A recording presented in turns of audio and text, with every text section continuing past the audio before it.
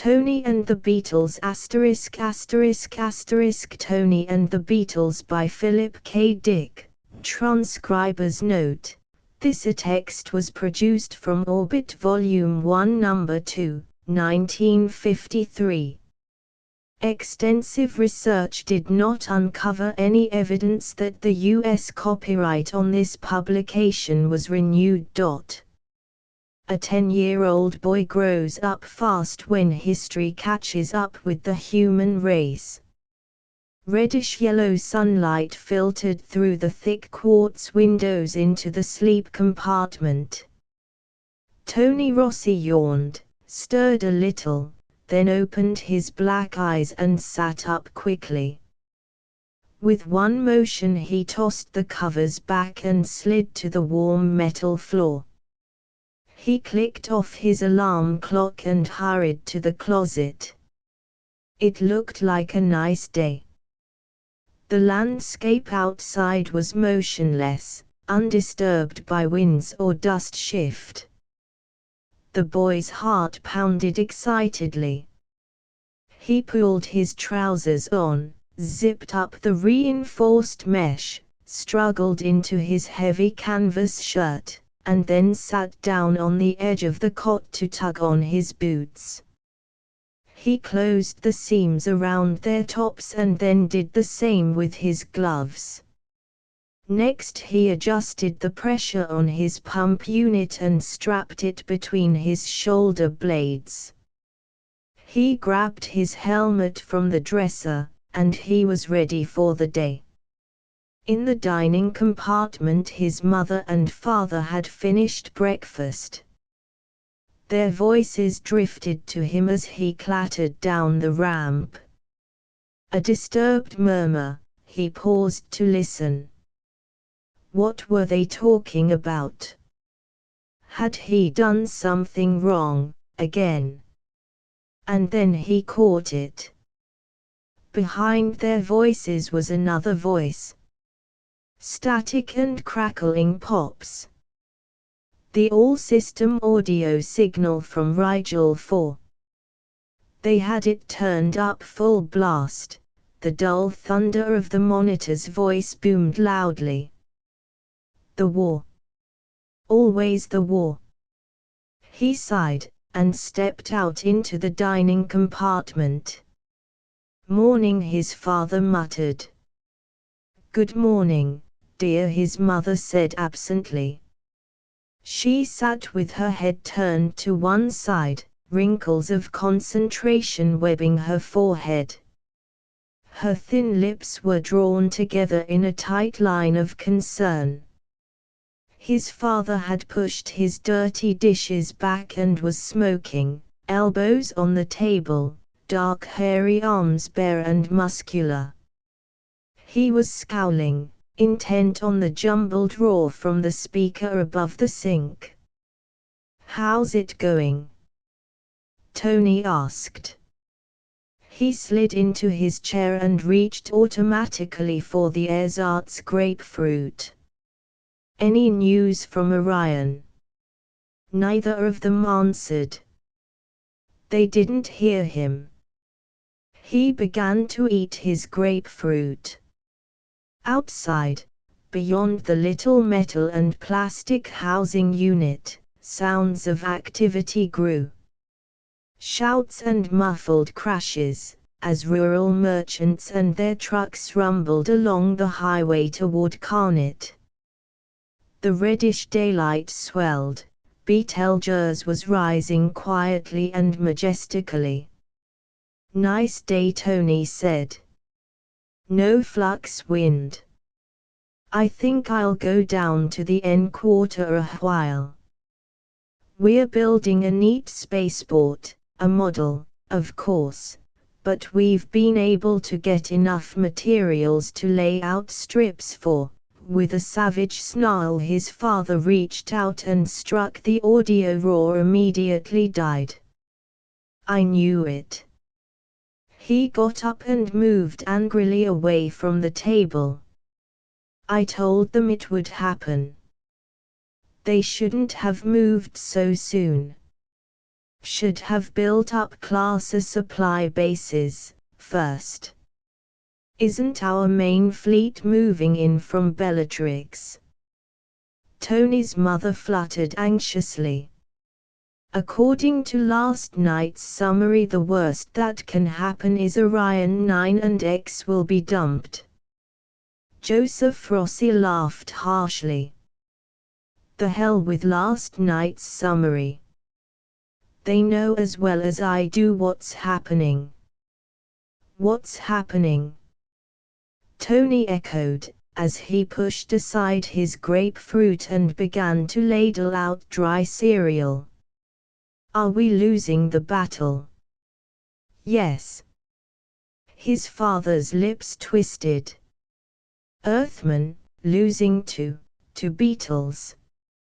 I told them. But they couldn't wait. My God, there's 10 good years left in this system. Why'd they have to push on? Everybody knew Orion would be tough. The whole damn Beetle fleet's strung out around there, waiting for us. And we have to barge right in. But nobody ever thought Beetles would fight. Leah Rossi protested mildly. Everybody thought they'd just fire a few blasts and then they have to fight. Orion's the last jump off. If they don't fight here, where the hell can they fight? Rossi swore savagely. Of course they're fighting. We have all their planets except the inner Orion string, not that they are worth much, but it's the principle of the thing. If we'd built up strong supply bases, we could have broken up the Beetle fleet and really clobbered it. Don't say Beetle, Tony murmured, as he finished his cereal. They're Pazuti, same as here. The word beetle comes from Betelgeuse, an Arabian word we invented ourselves. Joe Ross's mouth opened and closed.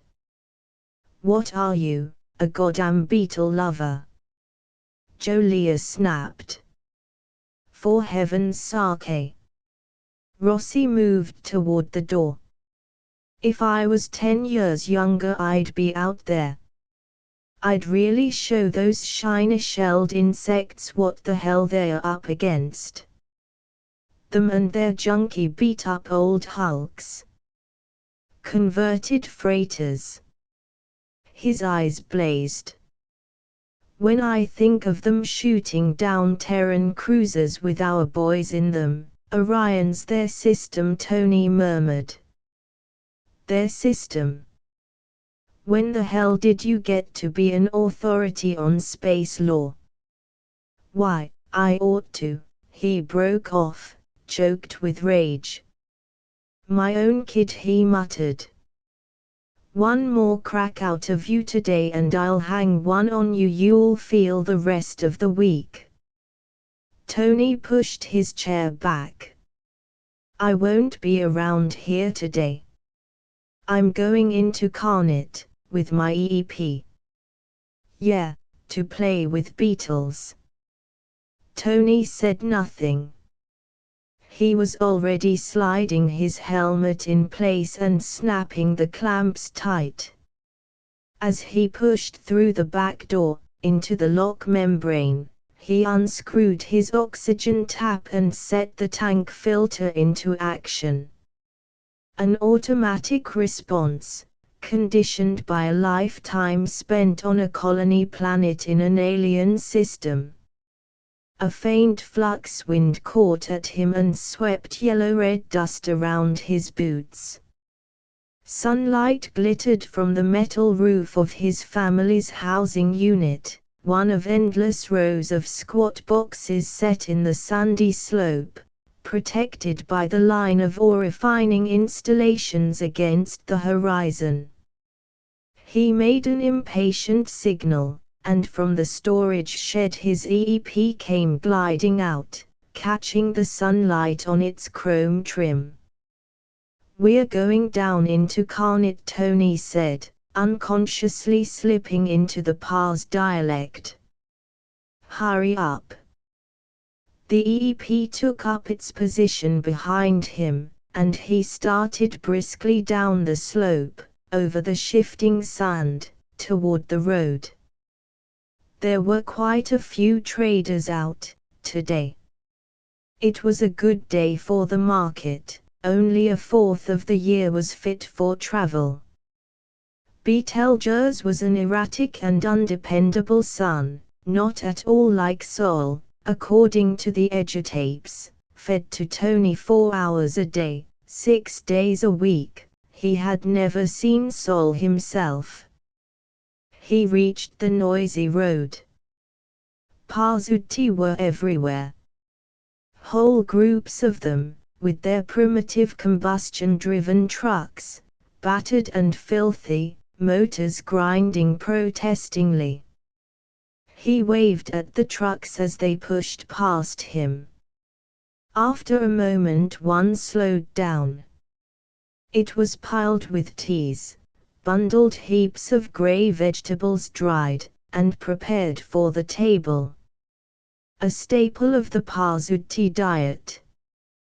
Behind the wheel lounged a dark-faced elderly Pars, one arm over the open window, a rolled leaf between his lips. He was like all other Parzuti, lank and hard-shelled, encased in a brittle sheath in which he lived and died. "You want a ride?" the Pars murmured, required protocol when an Earthman on foot was encountered. "Is there room for my EEP?" The Pars made a careless motion with his claw. "It can run behind." Sardonic amusement touched his ugly old face. "If it gets to Carnet we'll sell it for scrap. We can use a few condensers and relay tubing. We're short on electronic maintenance stuff." "I know," Tony said solemnly, as he climbed into the cabin of the truck. "It's all been sent to the big repair base at Orion. For your war fleet." Amusement vanished from the leathery face. "Yes, the war fleet." He turned away and started up the truck again. In the back, Tony's EEP had scrambled up on the load of teas and was gripping precariously with its magnetic lines. Tony noticed the Parzuti's sudden change of expression, and he was puzzled. He started to speak to him, but now he noticed unusual quietness among the other Pars, in the other trucks, behind and in front of his own. The war, of course. It had swept through this system a century ago. These people had been left behind. Now all eyes were on Orion, on the battle between the Terran war fleet and the Parzuti collection of armed freighters. "Is it true," Tony asked carefully, "that you're winning?" The elderly Pars grunted. "We hear rumors." Tony considered. "My father says Terra went ahead too fast. He says we should have consolidated. We didn't assemble adequate supply bases." He used to be an officer, when he was younger. He was with the fleet for 2 years. The Pars was silent a moment. "It's true," he said at last, "that when you're so far from home, supply is a great problem. We, on the other hand, don't have that. We have no distances to cover." "Do you know anybody fighting?" "I have distant relatives." The answer was vague. The Pars obviously didn't want to talk about it. "Have you ever seen your war fleet?" "Not as it exists now." When this system was defeated, most of our units were wiped out. Remnants limped to Orion and joined the Orion fleet. Your relatives were with the remnants. That's right. Then you were alive when this planet was taken. Why do you ask? The old Pars quivered violently. What business is it of yours? Tony leaned out and watched the walls and buildings of Carnot grow ahead of them. Carnot was an old city. It had stood thousands of years. The Parzuti civilization was stable. It had reached a certain point of technocratic development and then leveled off. The Pars had inter-system ships that had carried people and freight between planets in the days before the Terran Confederation. They had combustion-driven cars, audiophones, a power network of a magnetic type. Their plumbing was satisfactory and their medicine was highly advanced. They had art forms, emotional and exciting. They had a vague religion. Who do you think will win the battle? Tony asked. I don't know. With a sudden jerk, the old Pars brought the truck to a crashing halt. This is as far as I go. Please get out and take your EEP with you. Tony faltered in surprise. But aren't you going? No, father. Tony pushed the door open. He was vaguely uneasy. There was a hard, fixed expression on the leathery face, and the old creature's voice had a sharp edge he had never heard before. Thanks, he murmured. He hopped down into the red dust and signaled his EEP. It released its magnetic lines, and instantly the truck started up with a roar, passing on inside the city. Tony watched it go, still dazed. The hot dust lapped at his ankles. He automatically moved his feet and slapped at his trousers. A truck honked, and his EEP quickly moved him from the road, up to the level pedestrian ramp. Parzuti in swarms moved by, endless lines of rural people hurrying into Carnot on their daily business.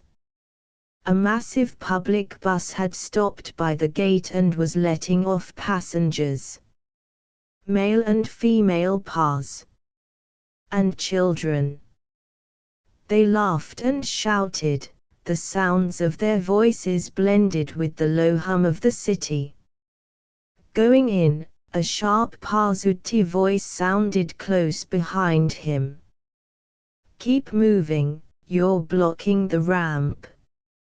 It was a young female, with a heavy armload clutched in her claws.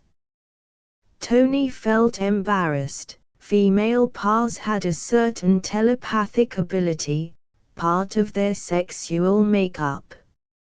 It was effective on Earthmen at close range. Here, she said. Give me a hand. Tony nodded his head, and the EEP accepted the female's heavy armload. I'm visiting the city, Tony said, as they moved with the crowd toward the gates. I got a ride most of the way, but the driver let me off out here. You're from the settlement? Yes. She eyed him critically. You've always lived here, haven't you? I was born here. My family came here from Earth 4 years before I was born. My father was an officer in the fleet. He earned an emigration priority. So you've never seen your own planet. How old are you? 10 years. Terran. You shouldn't have asked the driver so many questions. They passed through the decontamination shield and into the city. An information square loomed ahead. Pa's men and women were packed around it. Moving chutes and transport cars rumbled everywhere. Buildings and ramps and open-air machinery, the city was sealed in a protective dust-proof envelope. Tony unfastened his helmet and clipped it to his belt. The air was stale-smelling, artificial, but usable. "Let me tell you something," the young female said carefully, as she strode along the foot ramp beside Tony. "I wonder if this is a good day for you to come into Carnet. I know you've been coming here regularly to play with your friends.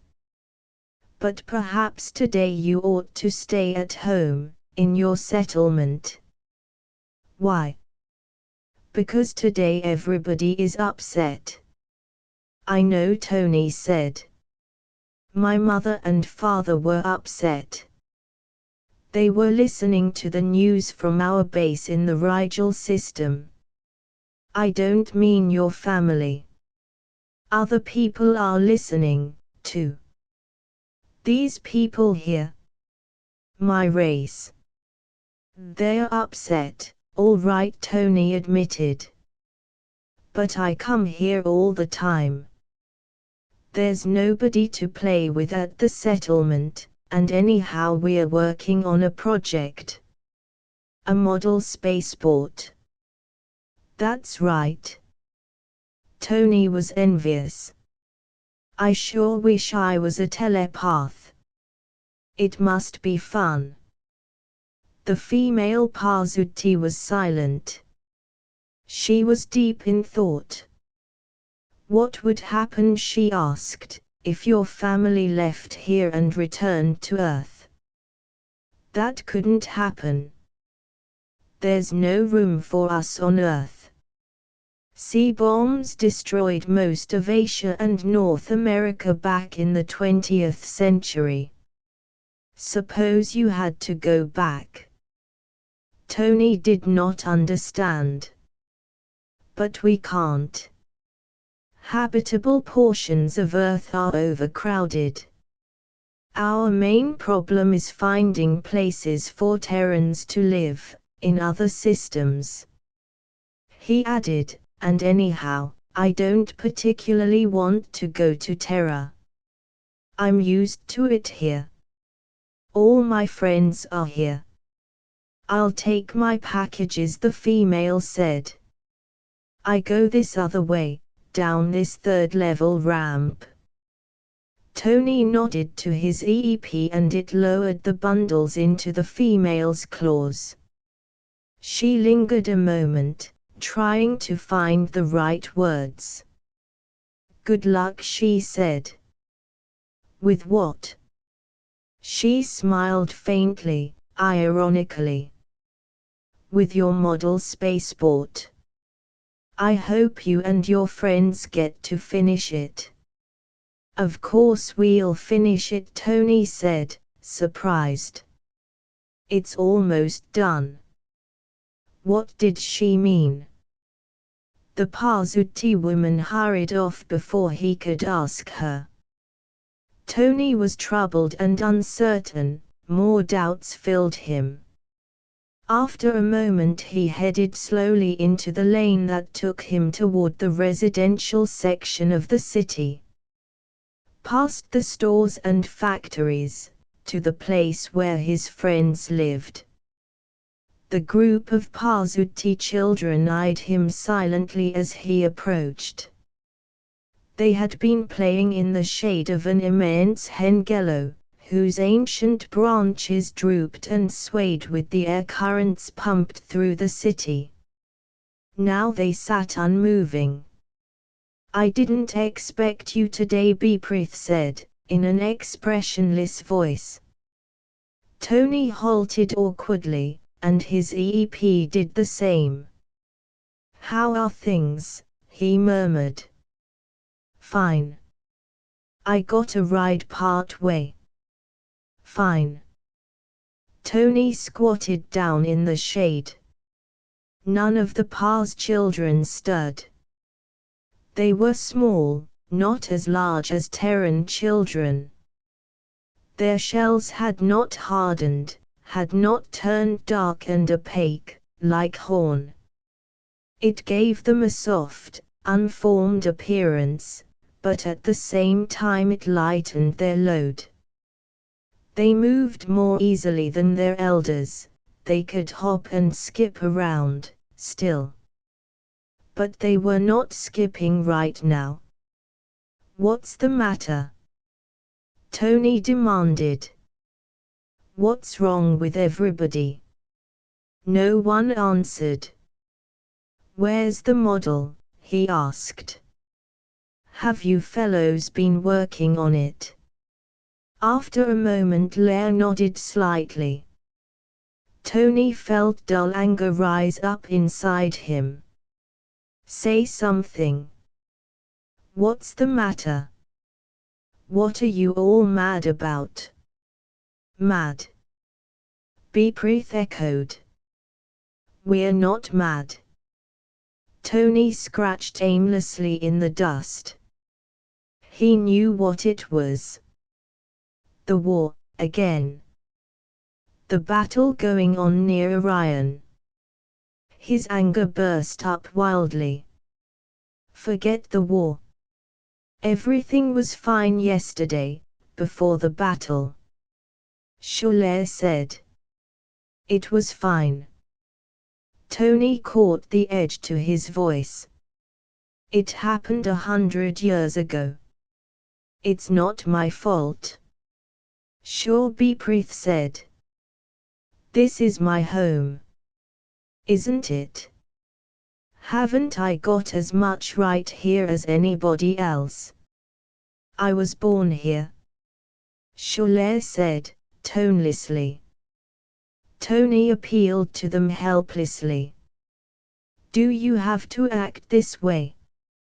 You didn't act this way yesterday. I was here yesterday, all of us were here yesterday. What's happened since yesterday? The battle, Beeprith said. What difference does that make? Why does that change everything? There's always war. There've been battles all the time, as long as I can remember. What's different about this? Beeprith broke apart a clump of dirt with his strong claws. After a moment he tossed it away and got slowly to his feet. Well, he said thoughtfully, according to our audio relay, it looks as if our fleet is going to win, this time. Yes, Tony agreed, not understanding. My father says we didn't build up adequate supply bases. We'll probably have to fall back to. And then the impact hit him. You mean, for the first time in 100 years, yes, Blair said, also getting up. The others got up, too. They moved away from Tony, toward the nearby house. We're winning. The Terran flank was turned, half an hour ago.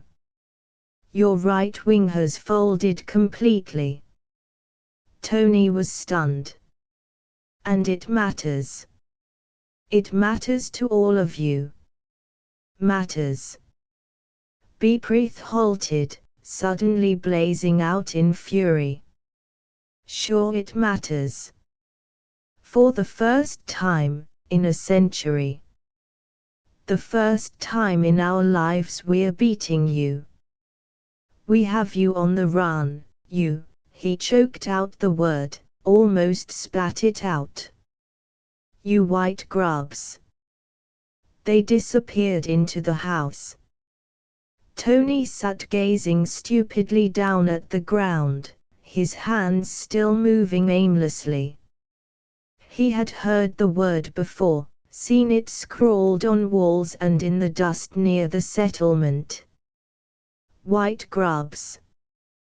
The past term of derision for Terrans. Because of their softness, their whiteness. Lack of hard shells. Pulpy, doughy skin. But they had never dared say it out loud, before. To an Earthman's face. Beside him, his EEP stirred restlessly. Its intricate radio mechanism sensed the hostile atmosphere. Automatic relays were sliding into place, circuits were opening and closing. "It's all right," Tony murmured, getting slowly up. "Maybe we'd better go back." He moved unsteadily toward the ramp, completely shaken. The EEP walked calmly ahead, its metal face blank and confident, feeling nothing, saying nothing. Tony's thoughts were a wild turmoil. He shook his head, but the crazy spinning kept up. He couldn't make his mind slow down, lock in place. "Wait a minute," a voice said. Beepritha's voice, from the open doorway. Cold and withdrawn, almost unfamiliar. "What do you want?" Beeprith came toward him, claws behind his back in the formal Pazuti posture, used between total strangers. "You shouldn't have come here, today." "I know," Tony said. Beeprith got out a bit of tease stalk and began to roll it into a tube. He pretended to concentrate on it. "Look," he said. "You said you have a right here. But you don't." Tony murmured. "Do you understand why not? You said it isn't your fault." "I guess not. But it's not my fault, either. Maybe it's nobody's fault. I've known you a long time. 5 years. Terran." Beeprith twisted the stalk up and tossed it away. "Yesterday we played together. We worked on the spaceport. But we can't play today. My family said to tell you not to come here anymore." He hesitated, and did not look Tony in the face. "I was going to tell you, anyhow." Before they said anything. "Oh," Tony said. "Everything that's happened today, the battle, our fleet's stand. We didn't know. We didn't dare hope. You see. A century of running. First this system. Then the Rigel system, all the planets. Then the other Orion stars. We fought here and there, scattered fights. Those that got away joined up. We supplied the base at Orion, you people didn't know. But there was no hope, at least, nobody thought there was." He was silent a moment.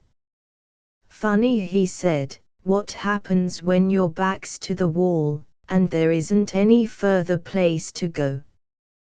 Then you have to fight. If our supply bases," Tony began thickly, but Beeprith cut him off savagely. "Your supply bases. Don't you understand? We're beating you. Now you'll have to get out. All you white grubs.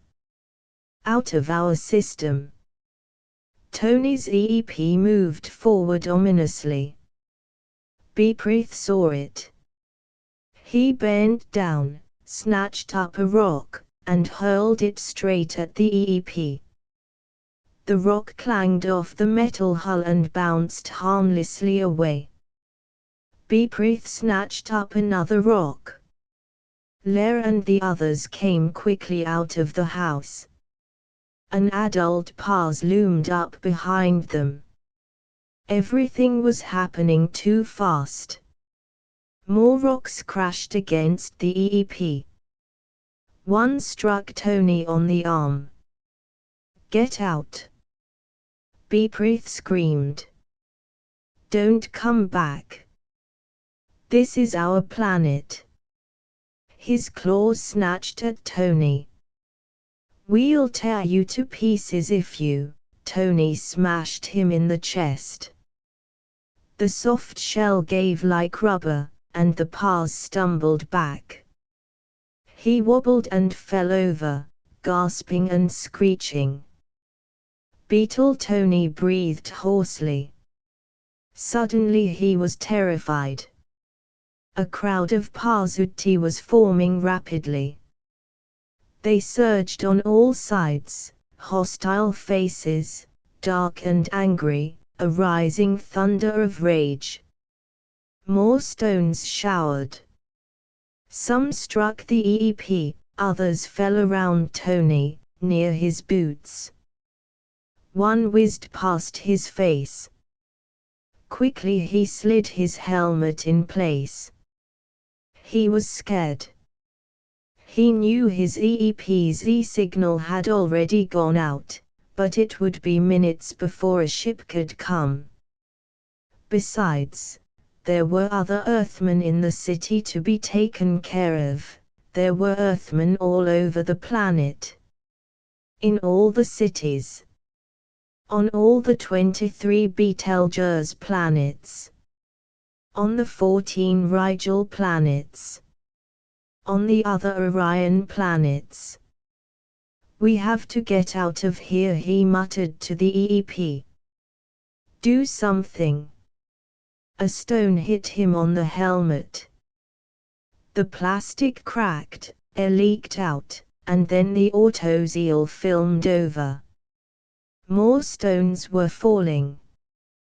The Paz swarmed close, a yelling, seething mass of black sheathed creatures.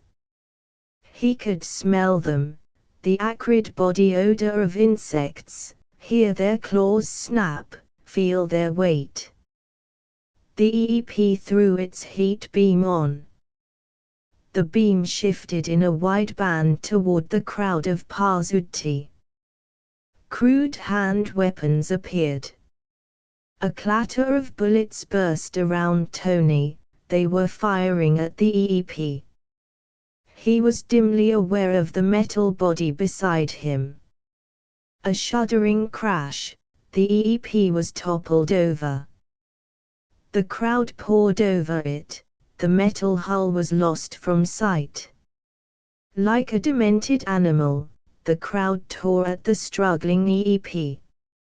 A few of them smashed in its head, others tore off struts and shiny arm sections. The EEP ceased struggling.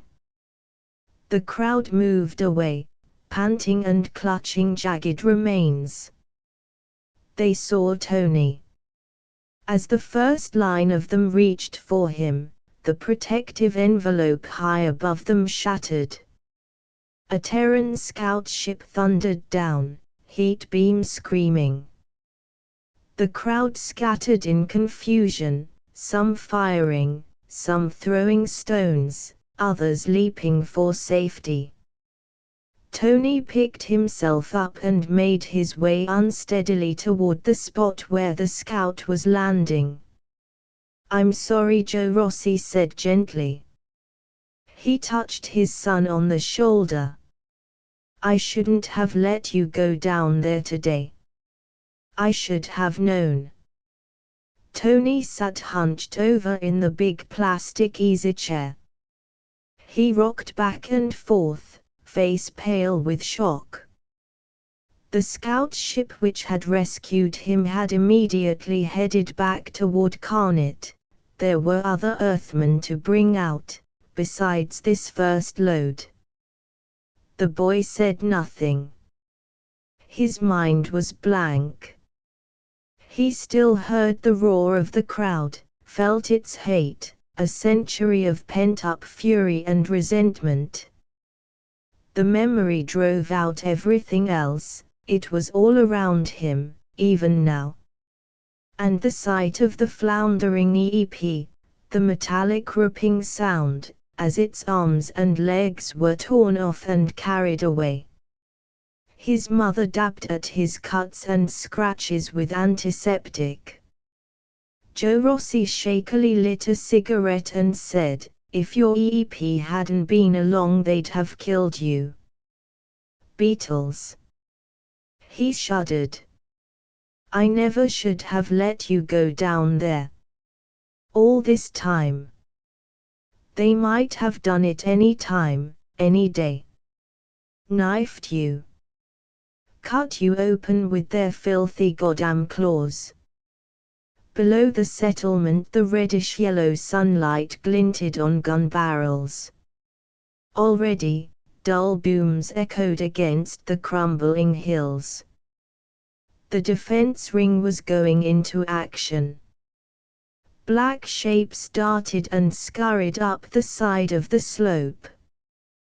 Black patches moved out from Carnet, toward the Terran settlement, across the dividing line the Confederation surveyors had set up a century ago. Carnet was a bubbling pot of activity. The whole city rumbled with feverish excitement. Tony raised his head. They turned our flank." "Yeah." Joe Rossi stubbed out his cigarette. "They sure did. That was at 1 o'clock. At 2 they drove a wedge right through the center of our line. Split the fleet in half. Broke it up, sent it running. Picked us off one by one as we fell back. Christ, they're like maniacs. Now that they've got the scent, the taste of our blood. But it's getting better." Leah fluttered. "Our main fleet units are beginning to appear." "We'll get them," Joe muttered. "It'll take a while. But by God we'll wipe them out. Every last one of them. If it takes 1,000 years. We'll follow every last ship down, we'll get them all." His voice rose in frenzy. "Beetles. Goddamn insects. When I think of them, trying to hurt my kid, with their filthy black claws, if you were younger, you'd be in the line," Leah said. "It's not your fault you're too old. The heart strain's too great. You did your job. They can't let an older person take chances. It's not your fault." Joe clenched his fists. "I feel so futile. If there was only something I could do." "The fleet will take care of them," Leah said soothingly.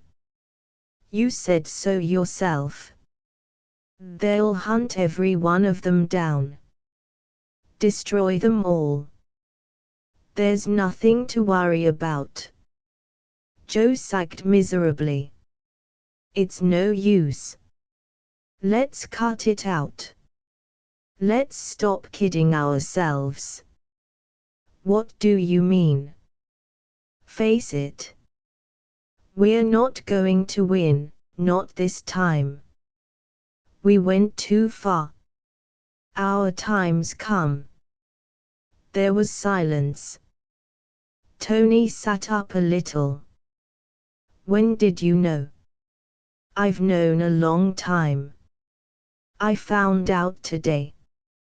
I didn't understand, at first. This is stolen ground. I was born here, but it's stolen ground." "Yes. It's stolen. It doesn't belong to us. We're here because we're stronger. But now we're not stronger. We're being beaten. They know Terrans can be licked. Like anybody else. Joe Ross's face was grey and flabby. We took their planets away from them. Now they're taking them back. It'll be a while, of course. We'll retreat slowly. It'll be another 5 centuries going back. There are a lot of systems between here and Sol. Tony shook his head, still uncomprehending. Even Lair and Beprith. All of them. Waiting for their time to come. For us to lose and go away again. Where we came from. Joe Rossi paced back and forth. Yeah, we'll be retreating from now on. Giving ground, instead of taking it. It'll be like this today, losing fights, draws. Stalemates and worse. He raised his feverish eyes toward the ceiling of the little metal housing unit, face wild with passion and misery. But, by God, we'll give them a run for their money. All the way back. Every inch.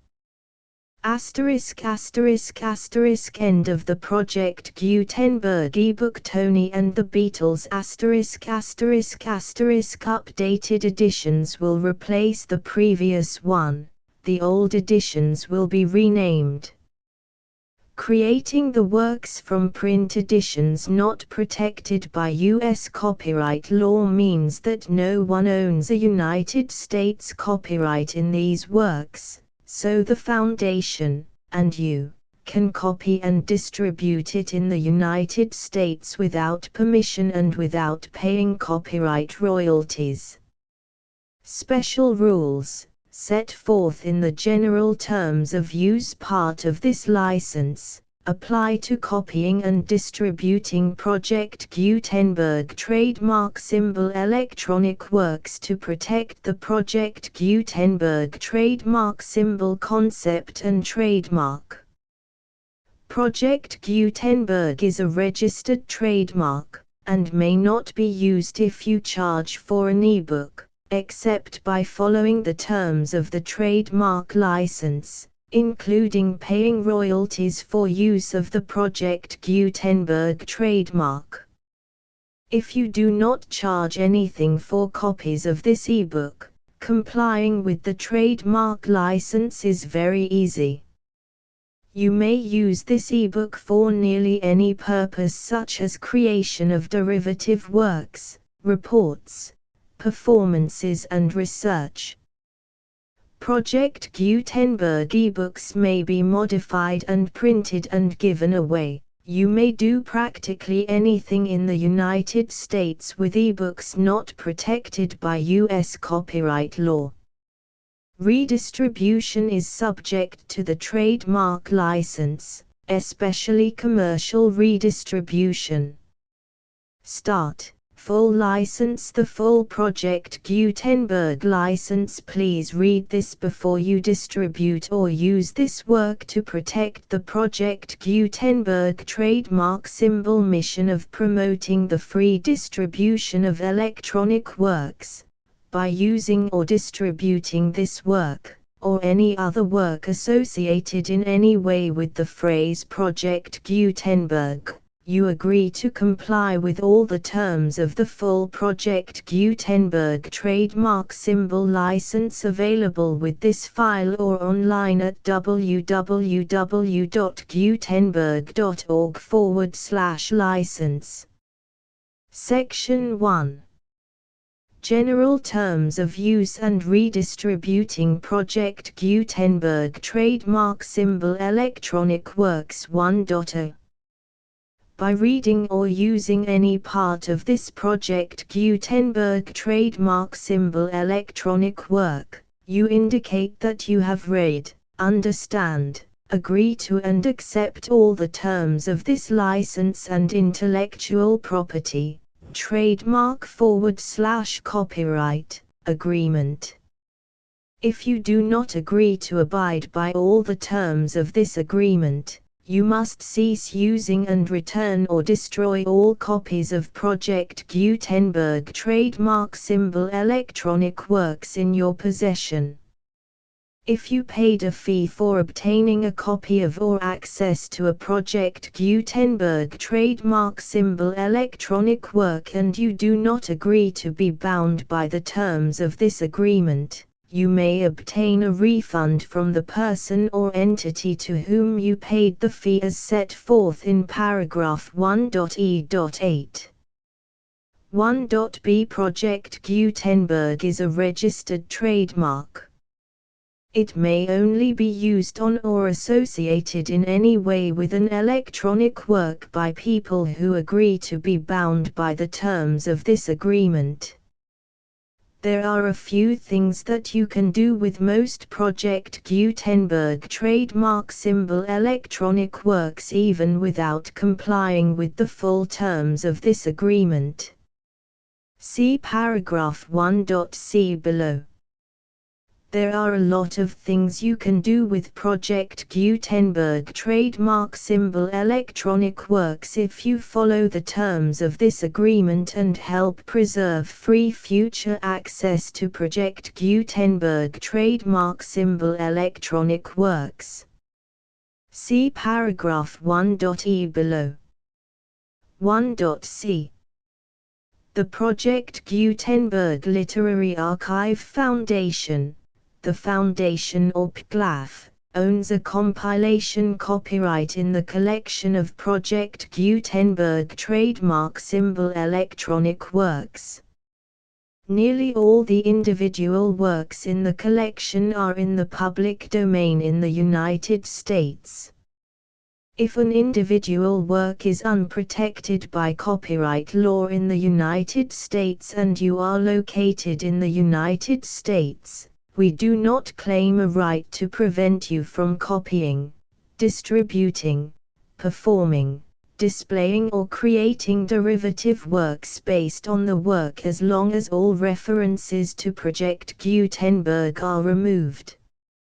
Of course, we hope that you will support the Project Gutenberg trademark symbol mission of promoting free access to electronic works by freely sharing Project Gutenberg trademark symbol works in compliance with the terms of this agreement for keeping the Project Gutenberg trademark symbol name associated with the work.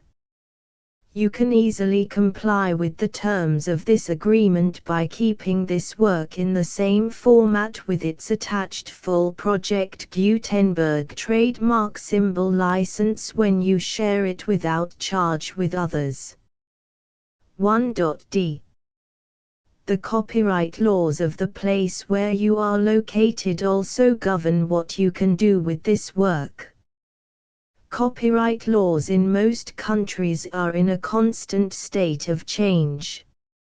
If you are outside the United States, check the laws of your country in addition to the terms of this agreement before downloading, copying, displaying, performing, distributing or creating derivative works based on this work or any other Project Gutenberg trademark symbol work. The Foundation makes no representations concerning the copyright status of any work in any country other than the United States. 1.e Unless you have removed all references to Project Gutenberg. 1.e.1. The following sentence, with active links to, or other immediate access to, the full Project Gutenberg trademark symbol license must appear prominently whenever any copy of a Project Gutenberg trademark symbol work, any work on which the phrase Project Gutenberg appears, or with which the phrase Project Gutenberg is associated, is accessed, displayed, performed, viewed, copied or distributed. This ebook is for the use of anyone anywhere in the United States and most other parts of the world at no cost and with almost no restrictions whatsoever. You may copy it, give it away or reuse it under the terms of the Project Gutenberg license included with this ebook or online at www.gutenberg.org. If you are not located in the United States, you will have to check the laws of the country where you are located before using this ebook. 1.e.2 If an individual Project Gutenberg trademark symbol electronic work is derived from texts not protected by U.S. copyright law, does not contain a notice indicating that it is posted with permission of the copyright holder, the work can be copied and distributed to anyone in the United States without paying any fees or charges. If you are redistributing or providing access to a work with the phrase Project Gutenberg associated with or appearing on the work, you must comply either with the requirements of paragraphs 1.e.1 through 1.e.7 or obtain permission for the use of the work and the Project Gutenberg trademark symbol trademark as set forth in paragraphs 1.e.8 or 1.e.9. 1.e.3 If an individual Project Gutenberg trademark symbol electronic work is posted with the permission of the copyright holder, your use and distribution must comply with both paragraphs 1.e.1 through 1.e.7 and any additional terms imposed by the copyright holder. Additional terms will be linked to the Project Gutenberg trademark symbol license for all works posted with the permission of the copyright holder found at the beginning of this work. 1.e.4 Do not unlink or detach or remove the full Project Gutenberg trademark symbol license terms from this work, or any files containing a part of this work or any other work associated with Project Gutenberg trademark symbol. 1.e.5 Do not copy, display, perform, distribute or redistribute this electronic work, or any part of this electronic work, without prominently displaying the sentence set forth in paragraph 1.e.1 with active links or immediate access to the full terms of the Project Gutenberg trademark symbol license.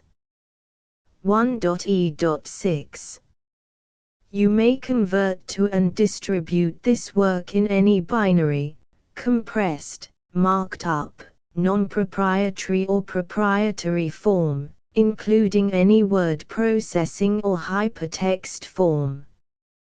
However, if you provide access to or distribute copies of a Project Gutenberg trademark symbol work in a format other than plain vanilla ASCII or other format used in the official version posted on the official Project Gutenberg trademark symbol website, www.gutenberg.org, you must, at no additional cost, fee or expense to the user, provide a copy, a means of exporting a copy, or a means of obtaining a copy upon request, of the work in its original plain vanilla ASCII or other form.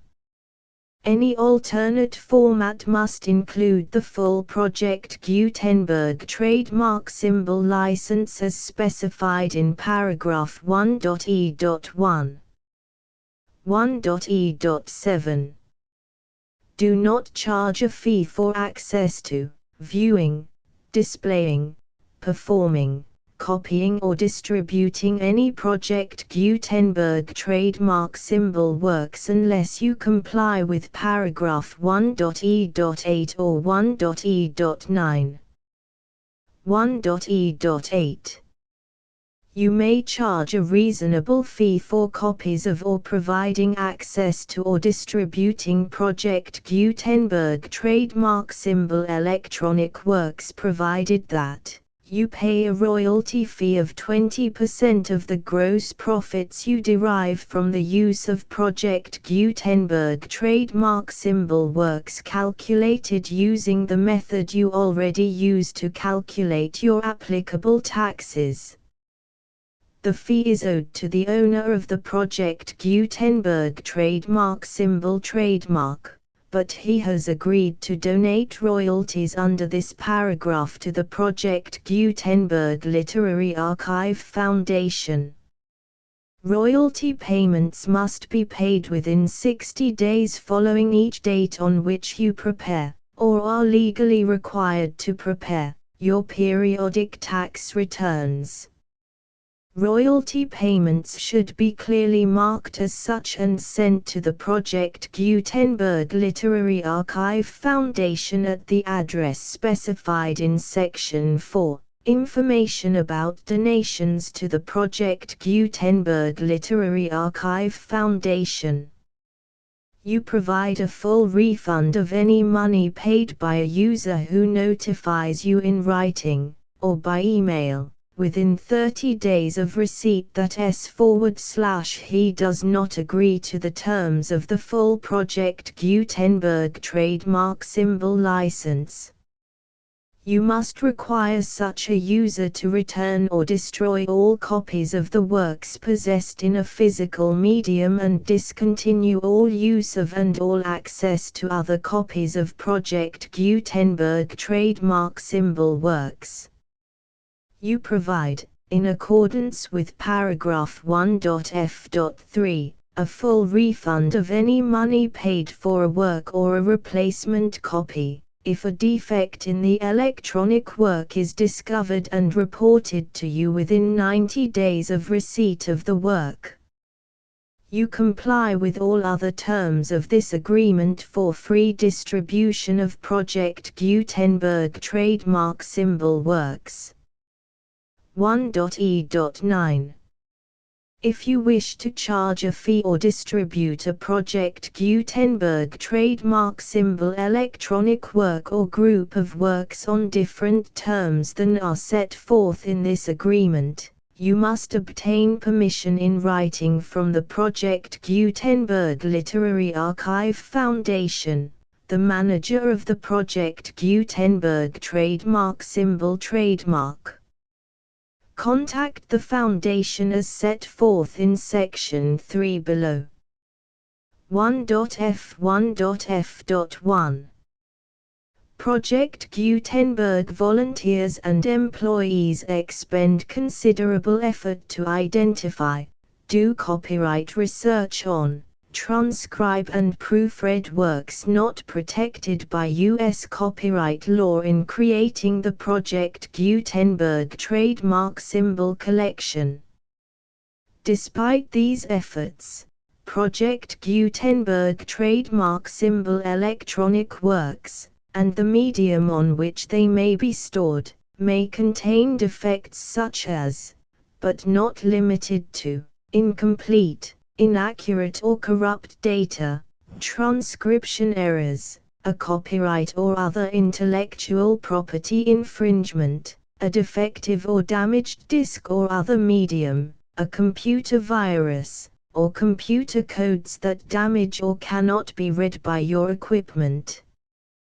1.f.2. Limited warranty, disclaimer of damages, except for the right of replacement or refund described in paragraph 1.f.3, the Project Gutenberg Literary Archive Foundation, the owner of the Project Gutenberg trademark symbol trademark, and any other party distributing a Project Gutenberg trademark symbol electronic work under this agreement, disclaim all liability to you for damages, costs and expenses, including legal fees. You agree that you have no remedies for negligence, strict liability, breach of warranty or breach of contract except those provided in paragraph 1.f.3. You agree that the Foundation, the trademark owner, and any distributor under this agreement will not be liable to you for actual, direct, indirect, consequential, punitive or incidental damages even if you give notice of the possibility of such damage. 1.f.3.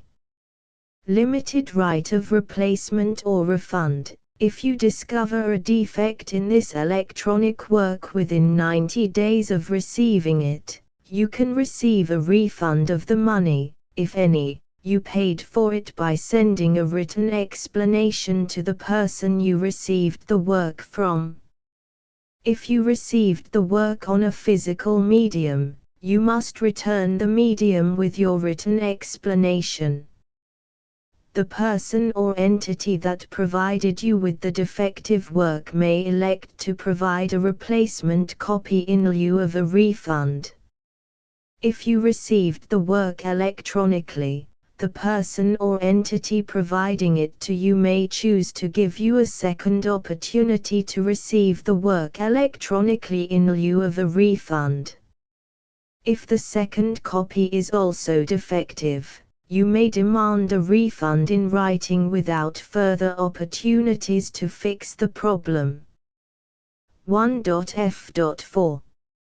Except for the limited right of replacement or refund set forth in paragraph 1.f.3, this work is provided to you as is, with no other warranties of any kind, express or implied, including but not limited to warranties of merchantability or fitness for any purpose. 1.f.5. Some states do not allow disclaimers of certain implied warranties or the exclusion or limitation of certain types of damages. If any disclaimer or limitation set forth in this agreement violates the law of the state applicable to this agreement, the agreement shall be interpreted to make the maximum disclaimer or limitation permitted by the applicable state law. The invalidity or unenforceability of any provision of this agreement shall not void the remaining provisions. 1.f.6. Indemnity. You agree to indemnify and hold the Foundation, the trademark owner, any agent or employee of the Foundation, anyone providing copies of Project Gutenberg trademark symbol electronic works in accordance with this agreement, and any volunteers associated with the production, promotion and distribution of Project Gutenberg trademark symbol electronic works, harmless from all liability, costs and expenses, including legal fees, that arise directly or indirectly from any of the following which you do or cause to occur. A. Distribution of this or any Project Gutenberg trademark symbol work. B. Alteration, modification, or additions or deletions to any Project Gutenberg trademark symbol work, and C. Any defect you cause. Section 2. Information about the mission of Project Gutenberg trademark symbol. Project Gutenberg trademark symbol is synonymous with the free distribution of electronic works in formats readable by the widest variety of computers, including obsolete, old, middle-aged and new computers. It exists because of the efforts of hundreds of volunteers and donations from people in all walks of life. Volunteers and financial support to provide volunteers with the assistance they need are critical to reaching Project Gutenberg trademark symbol's goals and ensuring that the Project Gutenberg trademark symbol collection will remain freely available for generations to come. In 2001, the Project Gutenberg Literary Archive Foundation was created to provide a secure and permanent future for Project Gutenberg trademark symbol and future generations. To learn more about the Project Gutenberg Literary Archive Foundation and how your efforts and donations can help, see sections 3 and 4 and the Foundation information page at www.gutenberg.org. Section 3.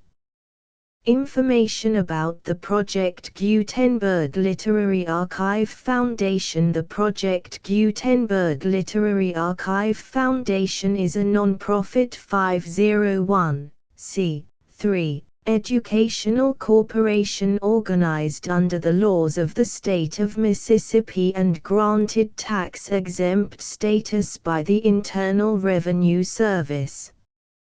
The Foundation's IN or Federal Tax Identification Number is 64-6221541. Contributions to the Project Gutenberg Literary Archive Foundation are tax-deductible to the full extent permitted by U.S. federal laws and your state's laws. The Foundation's business office is located at 809 North 1500 West, Salt Lake City, UT 84116. 801-596-1887. Email contact links and up-to-date contact information can be found at the Foundation's website and official page at www.gutenberg.org/contact section 4. Information about donations to the Project Gutenberg Literary Archive Foundation. Project Gutenberg trademark symbol depends upon and cannot survive without widespread public support and donations to carry out its mission of increasing the number of public domain and licensed works that can be freely distributed in machine-readable form accessible by the widest array of equipment including outdated equipment. Many small donations, $1 to $5,000, are particularly important to maintaining tax-exempt status with the IRS. The Foundation is committed to complying with the laws regulating charities and charitable donations in all 50 states of the United States. Compliance requirements are not uniform and it takes a considerable effort, much paperwork and many fees to meet and keep up with these requirements. We do not solicit donations in locations where we have not received written confirmation of compliance. To send donations or determine the status of compliance for any particular state, visit www.gutenberg.org/donate. While we cannot and do not solicit contributions from states where we have not met the solicitation requirements, we know of no prohibition against accepting unsolicited donations from donors in such states who approach us with offers to donate. International donations are gratefully accepted, but we cannot make any statements concerning tax treatment of donations received from outside the United States. U.S. laws alone swamp our small staff. Please check the Project Gutenberg web pages for current donation methods and addresses. Donations are accepted in a number of other ways, including checks, online payments and credit card donations. To donate, please visit www.gutenberg.org/donate. Section 5. General information about Project Gutenberg Trademark Symbol Electronic Works. Professor Michael S. Hart was the originator of the Project Gutenberg trademark symbol concept of a library of electronic works that could be freely shared with anyone. For 40 years, he produced and distributed Project Gutenberg trademark symbol ebooks with only a loose network of volunteer support. Project Gutenberg trademark symbol ebooks are often created from several printed editions, all of which are confirmed as not protected by copyright in the US unless a copyright notice is included. Thus, we do not necessarily keep ebooks in compliance with any particular paper edition. Most people start at our website, which has the main PG search facility, www.gutenberg.org. This website includes information about Project Gutenberg trademark symbol, including how to make donations to the Project Gutenberg Literary Archive Foundation, how to help produce our new ebooks, and how to subscribe to our email newsletter to hear about new ebooks.